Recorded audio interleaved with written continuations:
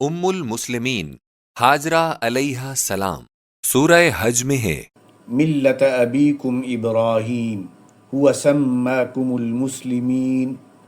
اس آیت سے ام المسلمین کا لقب حضرت حاجرہ کے لیے استنباط کیا گیا ہے۔ سیدہ حاجرہ بڑے درجے کی خاتون ہیں۔ کبیرہ مصر، زوج خلیل الرحمن ابراہیم صلوات اللہ علیہ وسلم، محدثۃ ملائک، والدۃ اسماعیل۔ محدث بفتح دال اسے کہتے ہیں جس سے فرشتے باتیں کریں۔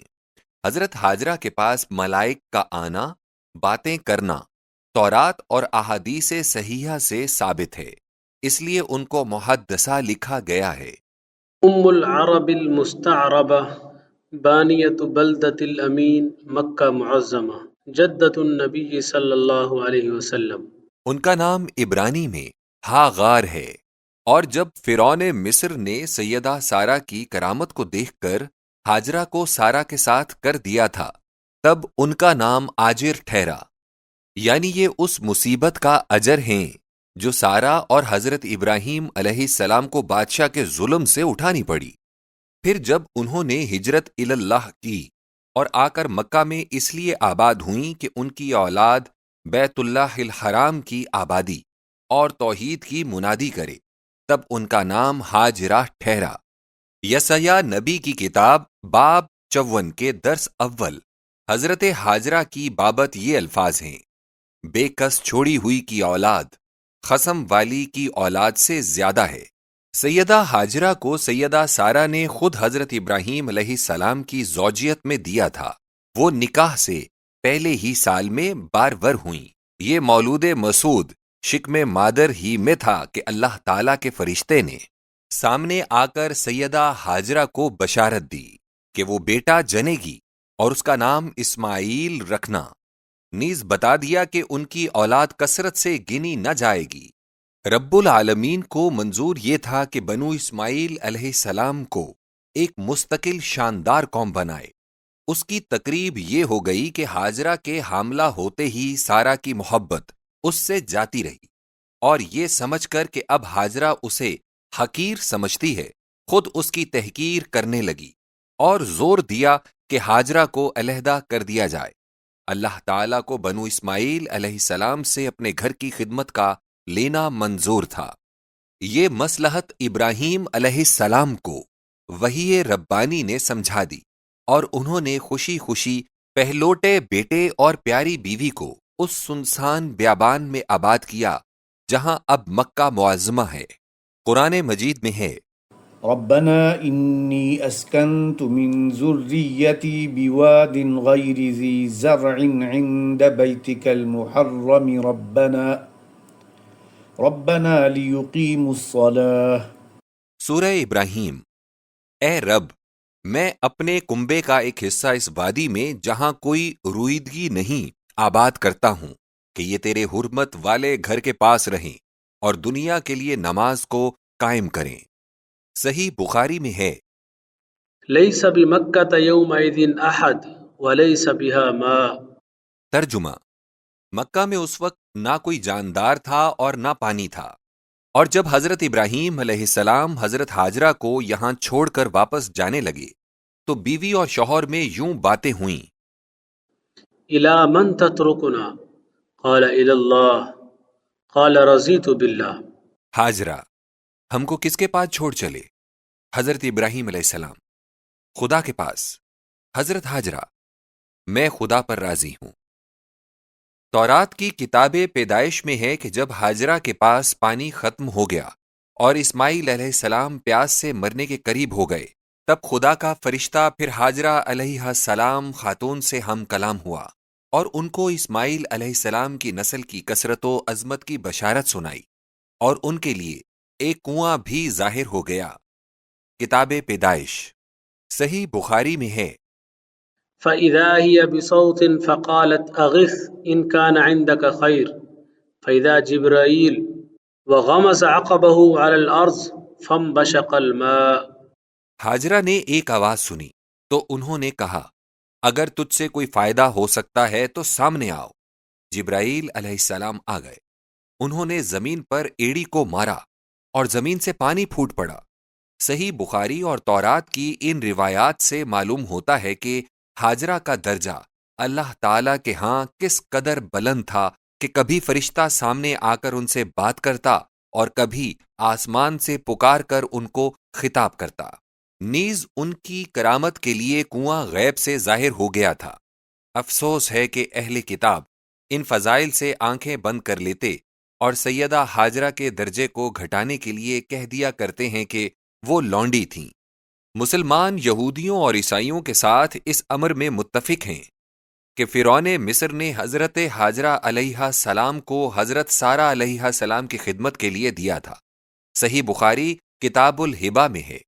عن ابی ہریرہ رضی اللہ تعالی عنہ ان رسول اللہ صلی اللہ علیہ وسلم قال هاجر ابراہیم بسارہ فاعطوها آجر ای ہاجرہ فرجعت فقالت اشعرت ان اللہ عز وجل كبت الكافر واخدم وليده وقال ابن سیرین عن ابی ہریرہ عن النبی صلی اللہ علیہ وسلم فاخدمها ہاجر۔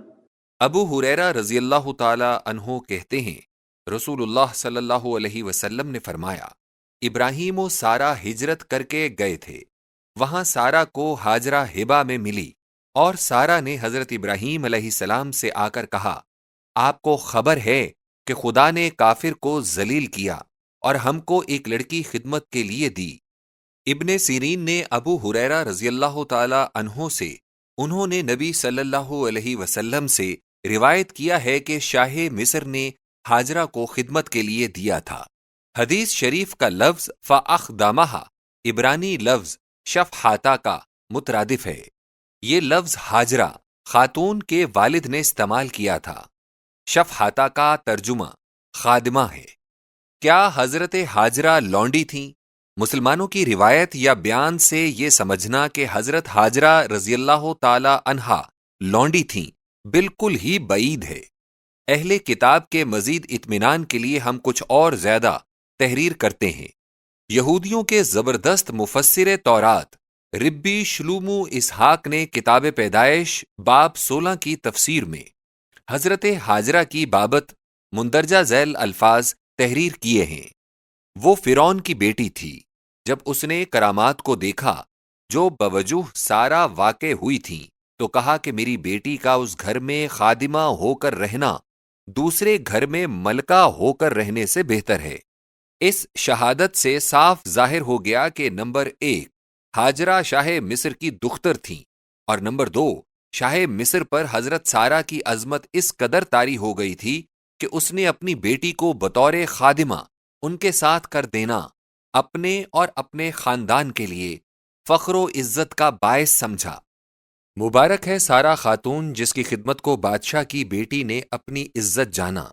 مبارک ہے ہاجرہ خاتون جس کی تربیت ابتدائے عمر ہی سے خلیل الرحمن علیہ السلام کے گھر میں ہوئی۔ ربی شلومو مفسر تورات کی مندرجہ بالا شہادت کے بعد کسی تفصیل کی ضرورت باقی نہیں رہتی، لیکن اس شہادت کی توثیق میں ہم اس قدر ظاہر کر دینا ضروری سمجھتے ہیں کہ عبرانی زبان میں لونڈی غلام کی مختلف حالتوں کے لیے مختلف الفاظ موجود ہیں۔ نمبر 1 شیبوت حرب، وہ لونڈی غلام جو جنگ میں بطور غنیمت حاصل ہوتے ہیں ان کو شیبوت حرب بولا جاتا ہے۔ نمبر 2 مکنت کسف، وہ لونڈی غلام جو روپے سے خرید کیے جاتے ہیں ان کو مکنت کسف بولا جاتا ہے۔ نمبر 3 یلید بائس، ایسے بچے جو لونڈی یا غلام سے پیدا ہوئے ہوں ان کو یلید بائس بولا جاتا ہے۔ اب تمام تورات کو دیکھ جاؤ کہ ہر سہ الفاظ بالا میں سے کوئی لفظ بھی حضرت ہاجرہ کے متعلق ساری عبرانی کتاب میں مستعمل نہیں ہوا۔ ہم اقرار کرتے ہیں کہ تورات میں حضرت ہاجرہ کو حضرت سارہ نے امتی کہا ہے، اور یہ عبرانی لفظ عربی لفظ امہ کا ہم معنی ہے جس کا ترجمہ لونڈی بھی ہو سکتا ہے، لیکن یہ بالکل ہی کم فہمی ہوگی کہ ایک سوت نے اپنی سوت کو کچھ رنج اور غصے میں کہہ دیا ہو، اسے حقیقی معنی میں صحیح ہی تصور کر لیا جائے۔ ہم لکھ چکے ہیں کہ فرعون مصر نے حضرت ہاجرہ کو حضرت سارہ کی خدمت کے لیے دیا تھا۔ ممکن ہے کہ ہمارے اہل کتاب دوست اسی اقرار کو حضرت ہاجرہ کے لونڈی ہونے کی قطعی دلیل بتائیں، لہٰذا مناسب ہے کہ وہ اول کتاب پیدائش کے باب 30 کو پڑھ جائیں۔ نمبر 1، حضرت یعقوب علیہ السلام کی بیوی مسمات لیاہ کی لونڈی کا نام زلفا ہے، اور مسمات زلفا حضرت یعقوب علیہ السلام کے فرزندان سمی جد و عاشر کی والدہ ہے۔ نمبر 2، حضرت یعقوب علیہ السلام کی بیوی مسمات راحیل کی لونڈی کا نام بلہا ہے، اور مسمات بلہا حضرت یعقوب علیہ السلام کے فرزندان سمی دان و مسمی نفتالی کی والدہ ہے۔ یہ چاروں فرزند یعنی جد، عاشر، دوان، نفتالی اسرائیل کے ان 12 فرزندوں میں سے ہیں جن کو یعقوب و موسیٰ و داؤد و عیسیٰ علیہم السلام نے وقتاً فوقتاً برکتیں دی ہیں، اور تورات کی کسی ایک جگہ میں بھی ان چاروں کو باقی 8 کے مقابلے میں کم تر نہیں بتایا گیا یا لونڈی بچہ نہیں کہا گیا۔ زلفا اور بلہا کے ذکر کو جانے دو، خود لیاہ اور راخل کی بابت غور کرو، جو حضرت یعقوب علیہ السلام کے ماموں کی لڑکیاں اور بقول تورات حضرت یعقوب علیہ السلام کی جورویں ہیں۔ یہ دونوں اپنے لونڈی ہونے کا اقرار اس طرح کرتی ہیں۔ راخل اور لیاہ نے جواب میں اسے کہا، ہنوز ہمارے باپ کے گھر میں کچھ ہمارا حصہ ہے یا میراث ہے، کیا ہم اس کے آگے بیگانہ نہیں ٹھہریں کہ اس نے تو ہمیں بیچ ڈالا اور ہمارا مال بھی کھا بیٹھا۔ راخل اور لیاہ وہی خاتونیں ہیں جن کے فرزند موسیٰ علیہ السلام اور داؤد علیہ السلام ہیں، اور یہ دونوں خود اپنی زبان سے زرخرید ہونے کا اقرار کرتی ہیں۔ کیا اس کے بعد بھی اہل کتاب کو کوئی حق حضرت ہاجرہ کی شان میں زبان کھولنے کا رہ جاتا ہے، حالانکہ ان کے متعلق ایسا کوئی لفظ تورات میں موجود نہیں؟ اہل کتاب یہ بھی غور کریں کہ انہوں نے مصر کی شہزادی کو تو صرف اس لیے لونڈی بنایا کہ اس کے باپ نے اسے خاندان نبوت کی خدمت کے لیے چھوڑ دیا تھا، لیکن یوسف علیہ السلام کی بابت کیا کہیں گے جن کو مصر میں مدیانیوں نے فوتیفار کے ہاتھ بیچا تھا؟ اس کے بعد ہی کتاب پیدائش کے باب 39 کے درس 7 کو پڑھو۔ اس کے بعد یوں ہوا کہ اس کے آقا کی جورو کی آنکھ یوسف علیہ السلام پر لگی۔ پھر باب بالا کے درس 19-20 کو پڑھو، جب اس کے آقا نے ایسی باتیں جو اس کی جورو نے کہیں کہ تیرے غلام نے مجھ سے یوں کہا سنی، تو اس کا غضب اس پر بھڑکا اور یوسف علیہ السلام کے آقا نے اس کو پکڑا۔ ان ہر سہ حوالہ جات میں فوتیفار کو یوسف علیہ السلام کا آقا بتایا گیا ہے، اور درس 19 میں ہے کہ فوتیفار کی عورت نے یوسف علیہ السلام کو غلام کہا تھا۔ کیا ان الفاظ کے استعمال سے فی الواقع یوسف علیہ السلام غلام ہی بن گئے تھے؟ اگر یہ صحیح ہے کہ فوتیفار کے خرید لینے سے حضرت یوسف علیہ السلام فی الواقع غلام نہیں ٹھہرے، تو یہ بھی صحیح ہے کہ سارا کے ساتھ آنے سے ہاجرہ فی الواقع لونڈی نہیں بن گئی تھیں، اور یہ بھی صحیح ہے کہ سارا کے کہہ دینے سے بھی ہاجرہ فی الواقع لونڈی نہیں ٹھہری تھی۔ والحمد للہ علی ذالک۔ جو لوگ عربی روایات کو پڑھتے ہیں انہیں یاد رکھنا چاہیے کہ عربی زبان میں ولید، جاریہ، امہ کے الفاظ دختر کے لیے بھی مستعمل ہوتے ہیں اور لونڈی کے لیے بھی، اور اس کی اصلیت یہ ہے کہ اسلام لونڈیوں کو انہی الفاظ سے مخاطب کرتا ہے جو لڑکیوں اور دختروں کے لیے اصل لغت میں وضع ہوئے ہیں۔ اس لیے کسی ایسے لفظ کو اگر ہاجرہ خاتون کے لیے مستعمل شدہ دیکھیں تو یہ نہیں خیال کر لینا چاہیے کہ اس سے حضرت ہاجرہ کا فی الواقع لونڈی ہونا ثابت ہوتا ہے، بلکہ ان کو صحیح بخاری کے الفاظ جو نبی صلی اللہ علیہ وسلم کی زبان مبارک کے الفاظ میں یاد رکھنے چاہیے، اور وہ الفاظ فَأَخْدَمَهَا ہیں۔ خدمت کرنے سے کوئی کسی کا غلام نہیں ہو جاتا، حضرت انس بن مالک انصاری رضی اللہ تعالی عنہ نے 10 سال تک نبی صلی اللہ علیہ وسلم کی خدمت کی تھی، لیکن کوئی شخص بھی ان کو غلام نہیں کہتا۔ نبی صلی اللہ علیہ وسلم کے دادا کا اصلی نام شیبہ تھا، لیکن وہ مدت العمر تک اپنے محسن چچا مطلب کی شکر گزاری میں اپنے آپ کو عبد المطلب کہلاتے رہے، حتیٰ کہ یہی لقب ان کے اصلی نام پر غالب آ گیا تھا، لیکن کوئی مورخ بھی ان کو مطلب کا غلام نہیں جانتا۔ یعقوب علیہ السلام نے ننیال سے واپس آ کر جب اپنے بھائی عیسو کے لیے کچھ تحفے بھیجے تھے تو اپنے ملازمین کو سکھا دیا تھا کہ عیسو سے ان الفاظ میں گفتگو کریں: تیرے غلام یعقوب نے یہ تحفے بھیجے ہیں، تیرا غلام یعقوب خود پیچھے آ رہا ہے۔ غور کرو کہ ان الفاظ کے بعد بھی کوئی عیسائی یعقوب کو عیسو کا غلام و چاکر نہیں سمجھتا۔ دہلی کے شریف گھرانوں میں بچی کو لونڈیا کہہ کر بلاتے ہیں، لیکن اس سے کوئی بھی نہیں سمجھتا کہ وہ لڑکی بیٹی نہیں لونڈی ہے۔ ان اشارات کے بعد امید ہے کہ کوئی اشکال باقی نہیں رہے گا۔ سیدنا اسماعیل علیہ السلام، آپ خلیل الرحمن ابراہیم علیہ السلام کے پہلوٹے فرزند ہیں، جو حاجرہ خاتون کے بطن اطہر سے پیدا ہوئے۔ باپ نے ان کا نام اسماعیل رکھا، جو سمیع اللہ کا ہم معنی ہے۔ یہ معنی تورات کی کتاب پیدائش میں بھی اس طرح بیان کیے گئے ہیں: اس لڑکے کی آواز جہاں وہ پڑا ہے خدا نے سنی۔ ان کا ختنہ اسی روز کیا گیا جس روز حضرت ابراہیم علیہ السلام نے اپنا ختنہ بھی کیا تھا، کیونکہ اسی روز یہ حکم ہوا تھا کہ خدا نے ابراہیم سے یہ کہا کہ تو اور تیرے بعد تیری نسل پشت در پشت میرے عہد کو نگاہ رکھیں، اور میرا عہد جو میرے اور تمہارے درمیان اور تیرے بعد تیری نسل کے درمیان ہے، جسے تم یاد رکھو، سو یہ ہے کہ تم میں سے ہر ایک فرزند نرینہ کا ختنہ کیا جائے۔ پس اسماعیل علیہ السلام وہ فرزند ہیں جو عہد کا حکم نازل ہونے کے بعد پہلے ہی روز خدائے برتر کے عہد میں داخل ہوئے اور فرزند عہد ٹھہرے۔ افسوس کہ عیسائی ایسے مبارک مولود کی اس فضیلت پر غور نہیں کرتے۔ حضرت اسماعیل علیہ السلام اور ان کی والدہ کو حضرت ابراہیم علیہ السلام نے اس جگہ آباد کیا تھا جہاں اب شہر مکہ بستا ہے، اور پھر حضرت ابراہیم علیہ السلام و اسماعیل علیہ السلام ہی نے خانہ کعبہ کی عمارت تیار کی تھی۔ قرآن مجید میں ہے کہ وَإِذْ يَرْفَعُ إِبْرَاهِيمُ الْقَوَاعِدَ مِنَ الْبَيْتِ وَإِسْمَاعِيلُ۔ سورۃ البقرہ ترجمہ: جب ابراہیم اور اسماعیل علیہ السلام بیت اللہ کی بنیادوں کو بلند کر رہے تھے، حضرت اسماعیل علیہ السلام کی شادی قبیلہ بنو جرہم کے سردار مسمى مزاز کی بیٹی سے ہوئی تھی۔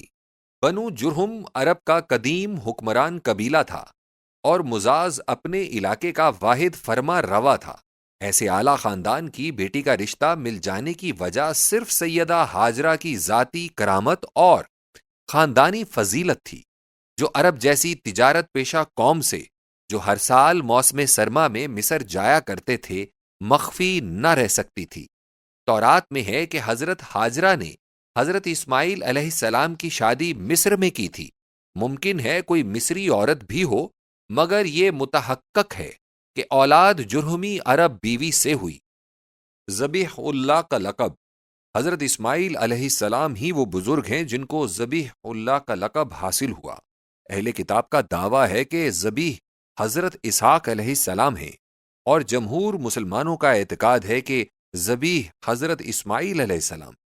مسلمانوں کا حضرت اسحاق علیہ السلام کے ذبیح ہونے سے انکار معاذ اللہ اس بنیاد پر نہیں جس بنیاد پر اہل کتاب کا ہے۔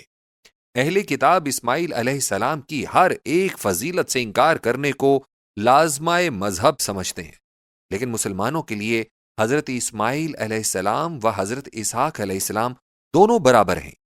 چچا کو سنو اب یعنی باپ کے برابر حدیث ہی میں فرمایا گیا ہے۔ اس سے بھی عام تر یہ ہے کہ ہم ہر ایک نبی پر ایمان لانا ایسا ہی ضروری سمجھتے ہیں جیسا کہ خود اپنے نبی صلی اللہ علیہ وسلم پر۔ اس لیے یہ مسلمان سے کیوں کر ہو سکتا ہے کہ کسی نبی کی فضیلت کا انکار محض جہد و عناد سے کرے، نعوذ باللہ من ذالک۔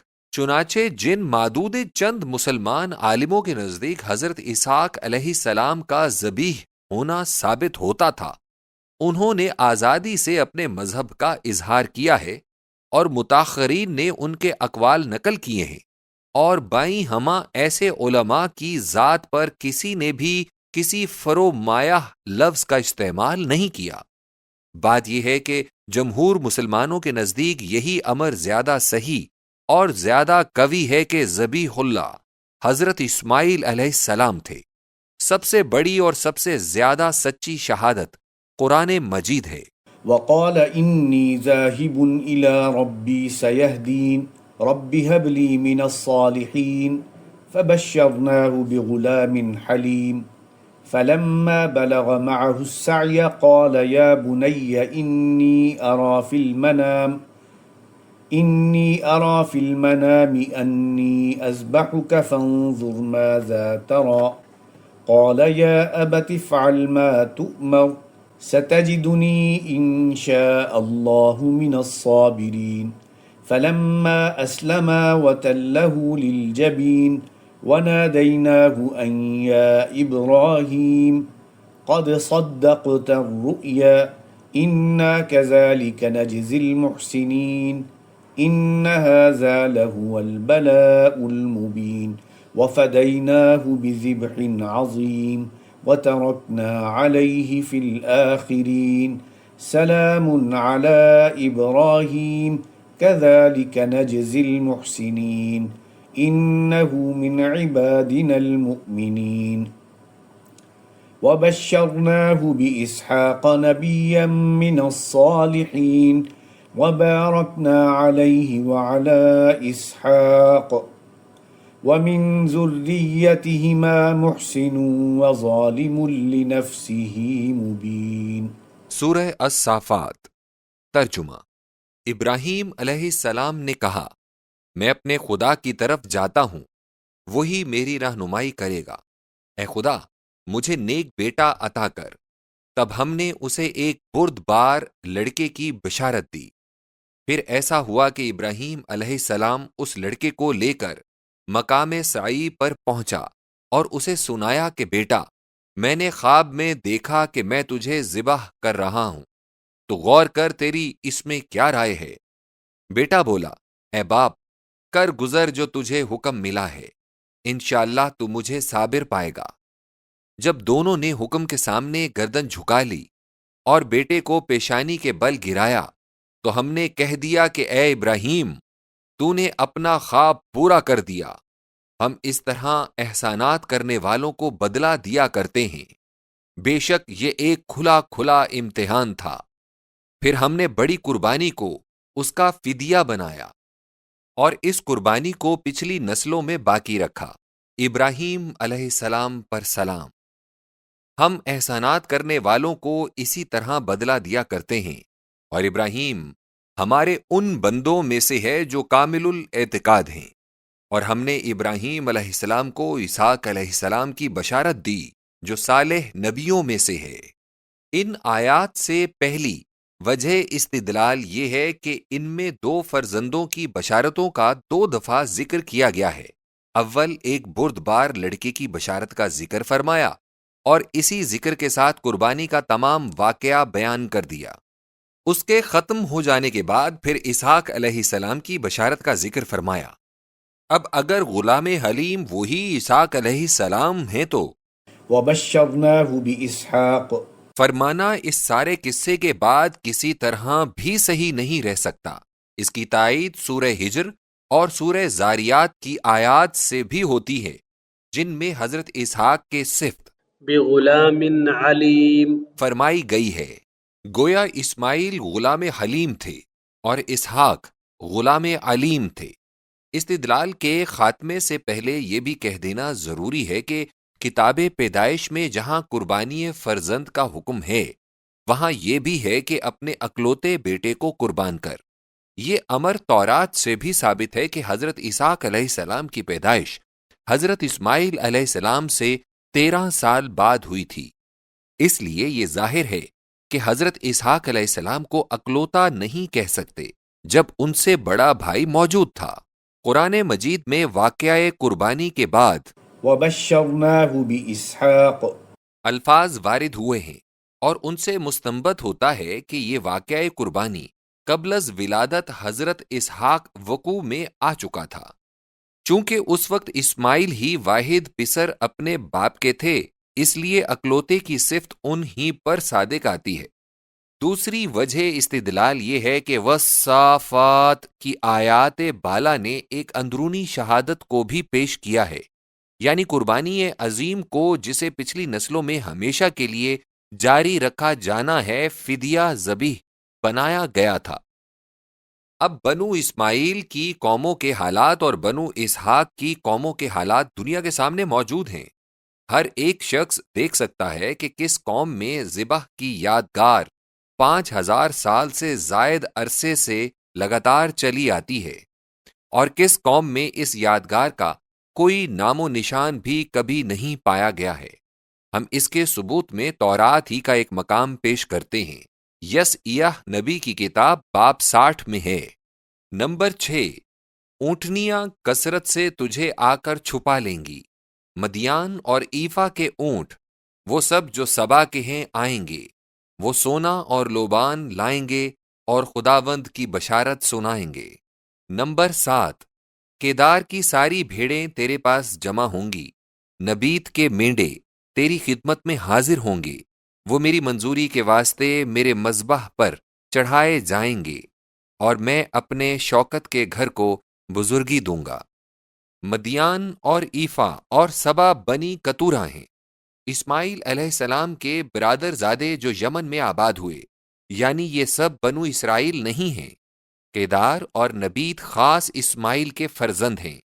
ان سب قوموں کا ایک مذبح پر قربانیاں لانا، اس مذبح کو خدا کا اپنے کلام میں اپنا مذبح کہنا، اور اس جگہ ایک شوکت کے گھر کا جو لفظ بیت الحرام کا ترجمہ ہے موجود ہونا، ایک روشن دلیل اس امر کی ہے کہ یہ قربانی کا مقام خاص مکہ میں تھا، جو اسماعیل علیہ السلام کی جائے سکونت ہے، اور جس کے گردا گرد ان کی اولاد کیدار اور نبیت کی نسلیں آباد ہوئی ہیں۔ اس روشن دلیل کا انکار بدیہیات کا انکار ہے۔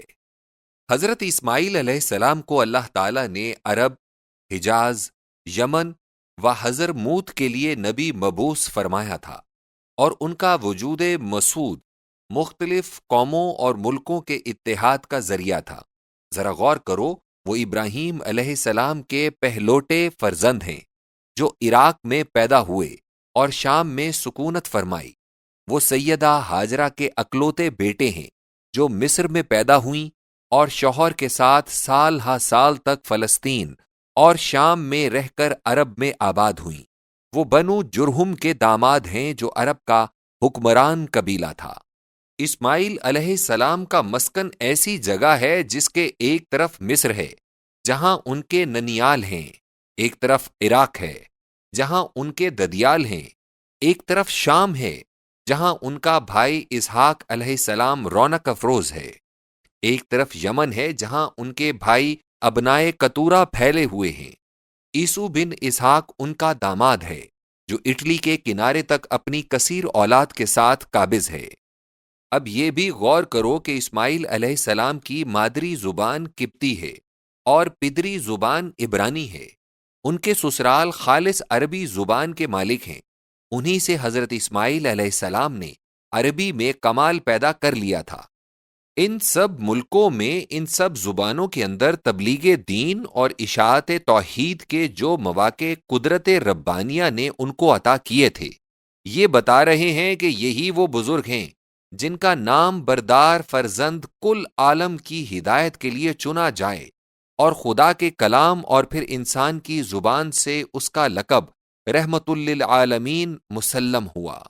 اللهم صل على محمد وعلى آل محمد كما صليت على إبراهيم وعلى آل إبراهيم إنك حميد مجيد اللهم بارك على محمد وعلى آل محمد كما باركت على إبراهيم وعلى آل إبراهيم إنك حميد مجيد اہل کتاب عموماً حضرت اسماعیل علیہ السلام کو صرف جسمانی بیٹا حضرت ابراہیم علیہ السلام کا تسلیم کرتے ہیں اور ان کے روحانی مدارج کا انکار کرتے ہیں۔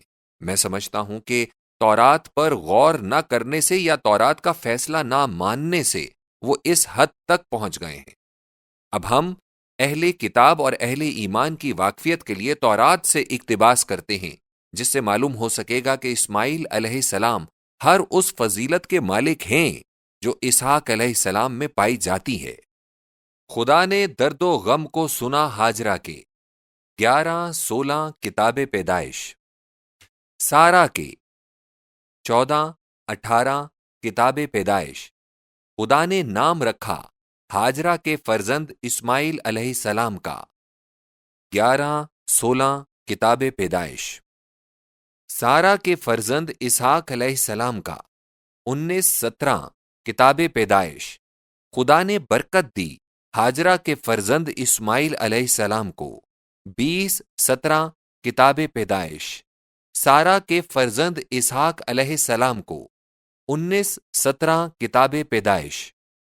خدا ساتھ تھا اسماعیل علیہ السلام کے 30-21 کتاب پیدائش، اسحاق علیہ السلام کے 24-26 کتاب پیدائش۔ قوموں اور بادشاہوں کا باپ ہوگا اسماعیل علیہ السلام 16-25 کتاب پیدائش۔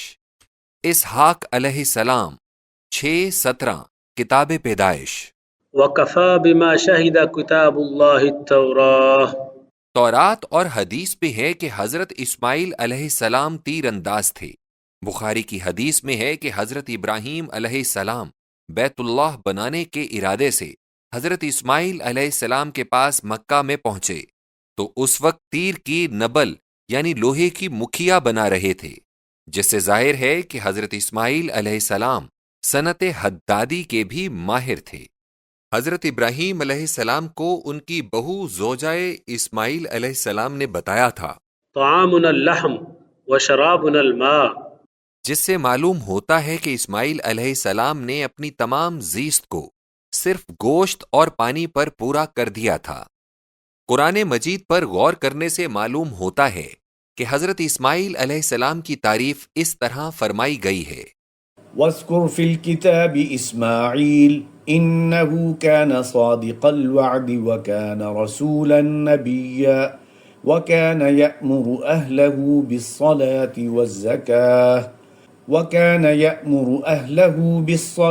والزكاة وكان عند ربه مرضيا۔ سورہ مریم ترجمہ۔ ذکر کر کتاب میں اسماعیل علیہ السلام کا، وہ وعدے کا سچا تھا اور رسول و نبی تھا۔ وہ اپنے لوگوں کو نماز اور زکوٰۃ یعنی صدقہ یا پاکیزگی کا حکم دیا کرتا تھا اور وہ اپنے رب کا پسندیدہ تھا۔ آیات بالا میں اسماعیل علیہ السلام کو وعدے کا سچا بتلایا گیا ہے۔ ہم کو دوسری آیت سے اس وعدے کا پتہ لگتا ہے۔ اللہ تعالیٰ فرماتا ہے: وعهدنا إلى إبراهيم وإسماعيل أن طهر بيتي للطائفين والعاكفين والركع السجود۔ سورۃ البقرہ ترجمہ۔